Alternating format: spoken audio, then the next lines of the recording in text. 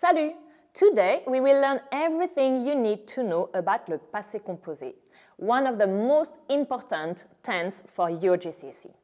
For this reason, I have decided to create a few videos so it isn't too comprehensive at a time for you, and you can choose the lesson you need according to where you are at school, for example, with regard to this tense, or maybe what you need to remind yourself about. We will start by asking ourselves our usual question, qu'est-ce que c'est? What is le passé composé? But we will also find out how and when to use this very, very crucial tense. We will go through the regular and the irregular verbs. We will have a look at how to use the negation and how to ask questions when using this tense as well. First of all, what is le passé composé? Le passé composé, or the perfect tense in English, is a past tense referring to a single action, an action which has been completed in the past. This could have been something which lasted 5 minutes or 5 seconds, but it could also be something which lasted 10 years. But it is not something you used to do or you were doing on a regular basis in the past, since it was just a one-off action. And this is extremely important, so you don't mix up with the other very important past tense, l'imparfait. Now, comment ça marche? How does it work? Le passé composé actually means compound past in French.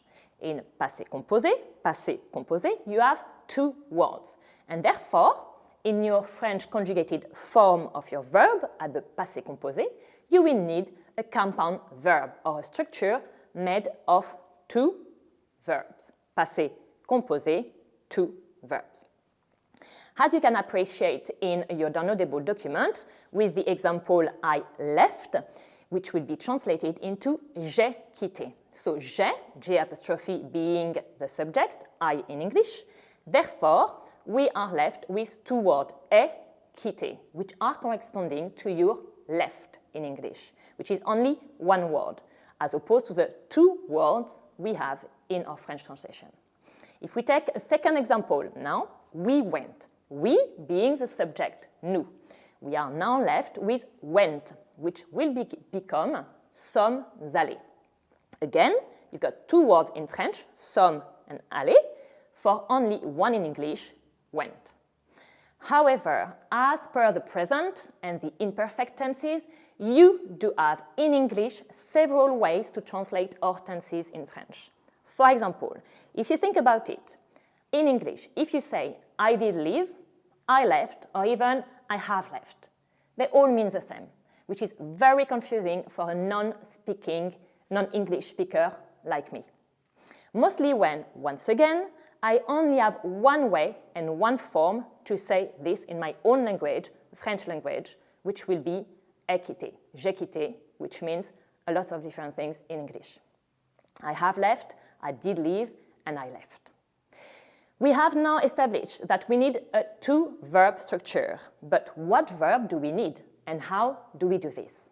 Take a look at the second page of your document, where I have written down the rules for you. As we said, we need two verbs.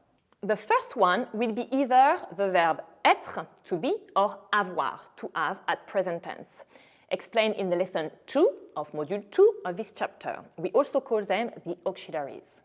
The second verb will be the verb you are interested in its past participle form, which we'll see in a minute, and it's very straightforward to understand. So, le passé composé is made by combining the present tense of être or avoir, the auxiliary, with the past participle form of the verb, doing the action. Let's first explore what this past participle form is. The past participle of the regular verb is formed by dropping the infinitive ending and replacing it as such and as described in your document. The verbs having their infinitive ending in er and therefore falling into the first group of infinitive will do their past participle in e accent, e. So you drop the er of the infinitive and you swap it with the e accent. Just like in manger, for example, ending in ER, first group, will become manger, M-A-N-G-E accent. The verbs ending in IR from the second and the third group, there is no differentiation here, will all do I. So finir in IR will become fini, F-I-N-I. And finally, the verbs ending in RE from the third group, like attendre in RE, will do their past participle in U. Attendre will do attendu. Voilà. This is how you get your past participle. Isn't it easy? And very useful to know. As you will see, you will need it several times for other tenses and to make other special structure as well. With regard to the irregular verbs, there are few of them, and unfortunately, there is only one way to know them, which is by learning them and using them as much as you can. You will find in your next page a list with these irregular verbs and their past participle form. This lesson being quite comprehensive, I will pause here so you can go through everything we've learned so far, make your own flashcards, or anything that might help you. And don't forget, you can assess yourself in the quiz so you can practice finding and recognizing the past participles for each verb. Moi, me, I will find you in the next lesson where we will learn and understand how to know which verbs will work with the auxiliary avoir and which one will work with the auxiliary être and how they will all work. Okay? So, à tout de suite, mais prends ton temps, take your time on this first lesson as it's very important for you to be able to carry on learning the passé composé. Merci beaucoup et à tout de suite.